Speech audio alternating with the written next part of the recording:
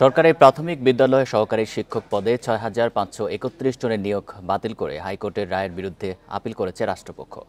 প্রাথমিক ও শিক্ষা অধিদপ্তরের পক্ষ থেকে এই আপিল করা হয়েছে বলে জানিয়েছেন ডেপুটি অ্যাটর্নি জেনারেল আসাদউদ্দিন। বৃহস্পতিবার সুপ্রিম কোর্টের আপিল বিভাগের সংশ্লিষ্ট শাখায় এই আবেদন করা হয়েছে।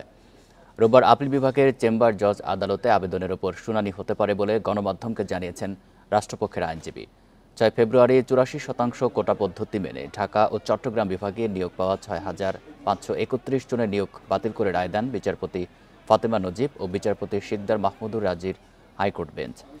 রায়ে নতুন করে ৯৩% মেধার ভিত্তিতে নিয়োগের আদেশ দেয় আদালত।